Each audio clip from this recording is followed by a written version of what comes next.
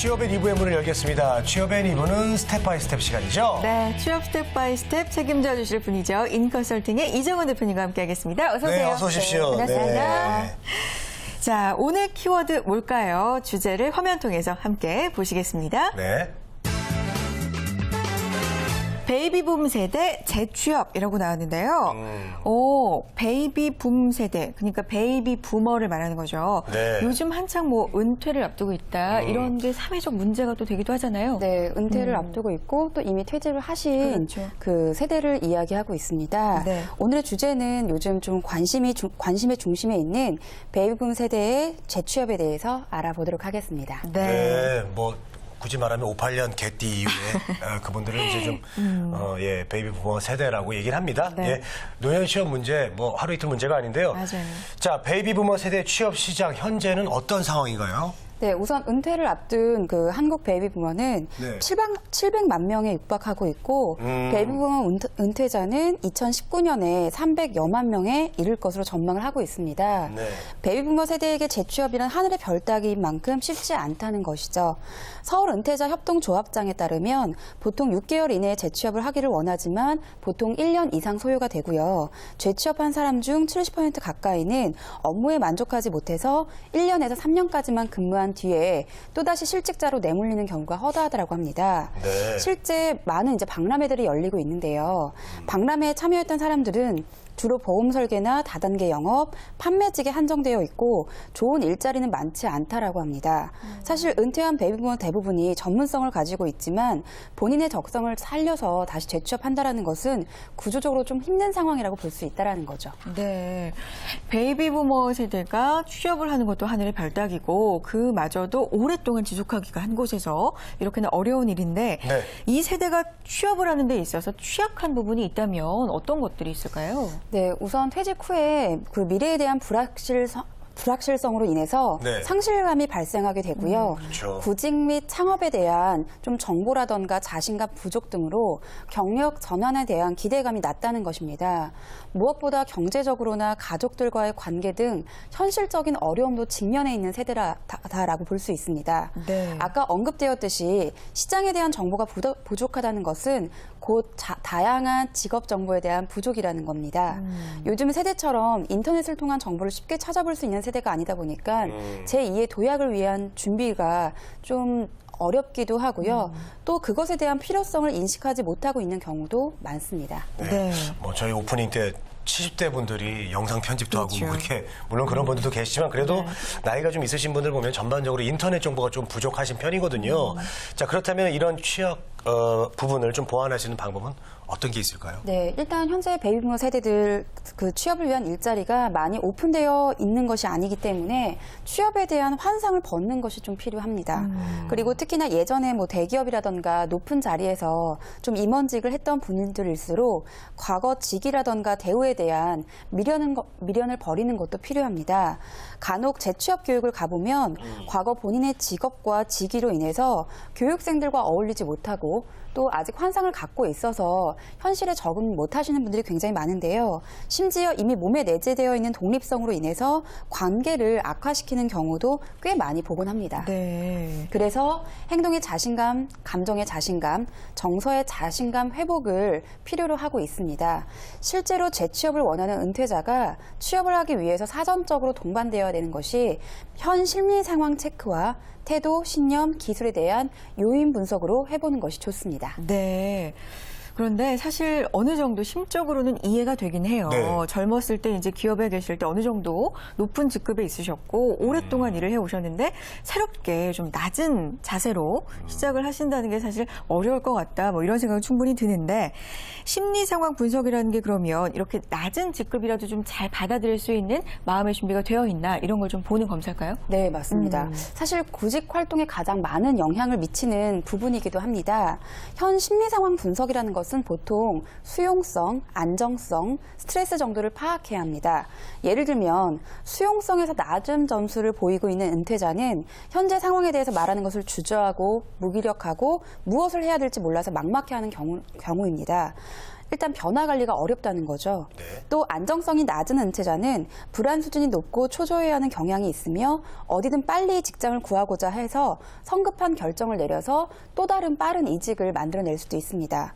두 번째로는 태도와 신념입니다. 네네. 태도에는 긍정성, 적극성, 독립성, 장애 극복과 신념으로는 자기 확신, 목표 실현, 내외 통제, 전직 유연성이 포함이 됩니다. 우리 많이 느끼시겠지만 태도와 신념은 곧바로 변화가 되지 않는 것처럼 굉장히 쉽지 않은 예, 쉽지 않죠. 부분입니다.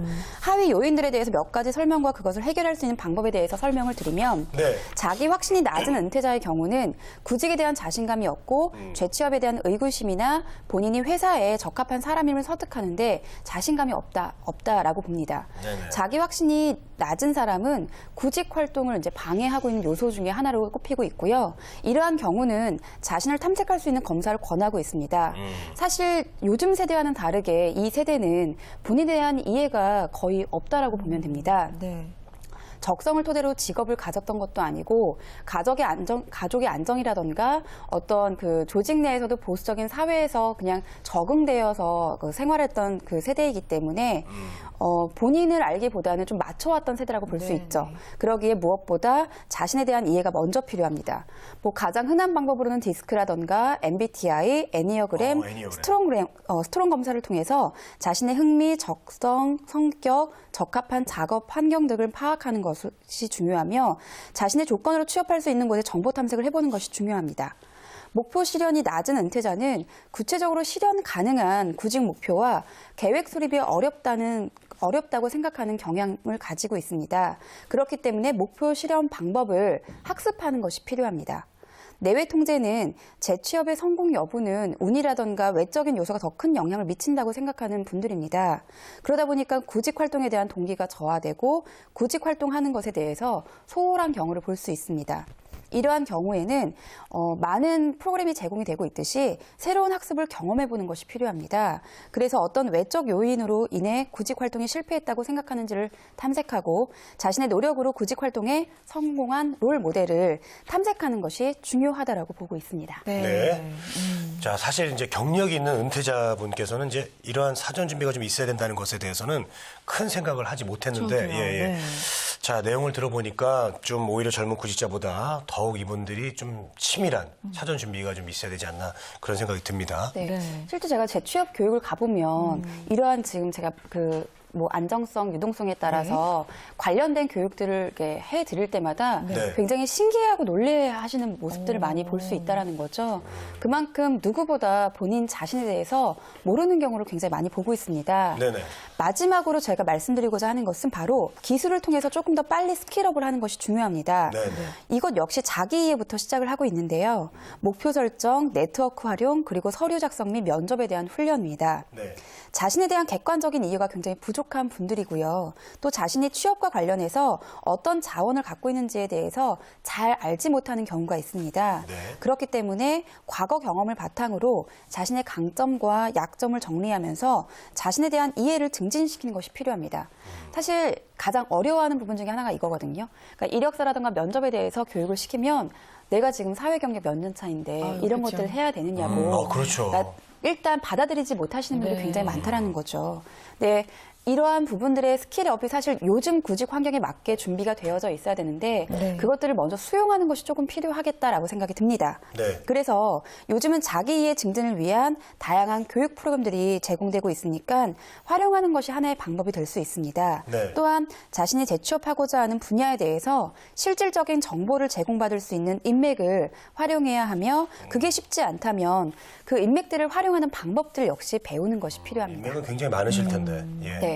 마지막으로 서류 작성 및 면접입니다. 아무래도 요즘 취업 시장을 경험해보지 못한 세대분들이기 때문에 요즘 면접의 흐름이라던가 구직 준비를 힘들어하는 경우가 대부분입니다. 그렇기에 무엇보다 실질적인 훈련이 필요하다는 거죠. 네네. 특히나 이력서, 자기소개서 작성하는 방법을 모르는 경우가 허다하고요. 자신의 생각을 잘 정리하여 말하는 스피치나 표현력이 부족하다라는 것이 또 하나로 꼽히고 있습니다. 청년 구직자 역시 다양한 프로그램과 훈련을 통해서 성공 구직을 준비하듯이 제2의 시작과 도약을 준비하는 베이비붐 세대들에게도 역시 자신감을 가지고 더 멋진 인생을 위한 도약에는 준비가 필요하다라는 것을 말씀을 드리고 싶습니다. 네, 네. 대표님, 근데 제가 아까 자신에 대한 이해가 먼저 필요하다고 말씀하실 때 애니어그램이 뭐예요? 어떤 거예요, 그게? 그 애니어그램 진단지가 있습니다. 네. 디스크라던가 스트롱이나 모두 진단지를 통해서 이제 본인의 기본적으로 가지고 있는 가치라던가 성향들을 검사하는 방법인데요. 디스크는 조금 간단한 방법이라면 네. 애니어그램은 더 큰 그 유형으로 세분화시켜져 있기 때문에 어떻게 보면 뭐 애니어그램이라던가 MBTI가 조금 더 자신을 깊게 분석하는 데는 도움이 되실 겁니다. 자기 진단 방법 중에 하나군요. 네, 맞습니다. 그 상태에서 오늘 정리를 좀 부탁드릴게요. 네. 사실 요즘 제가 베이비붐 세대에 관련된 그 취업 시장에 관련된 강의를 많이 하고 있는데요. 네. 실제 현장에 계신 분들을 만나보면 정부 측이라던가 또 뭐 대학 측이라던가 사회적인 측면에서 많은 교육 프로그램이 열려져 있습니다. 네. 그런데 그 교육 프로그램을 단순하게 경력 단절 여성들의 경우에는 그냥 그 재미로 혹은 그냥 너무 즐거움, 열정만 가지고 임하는 경우가 대부분이고요. 이미 사회 경험이 있으신 분들 같은 경우는 뭔가 아직 권위적인 상태에서 벗어나지 못한 경우를 많이 만나보고 있습니다. 네. 네, 우리가 이제 90세, 100세 시대까지 가고 있기 때문에 이제 이 제2의 직업은 피할 수 없는 부분인 것 같습니다.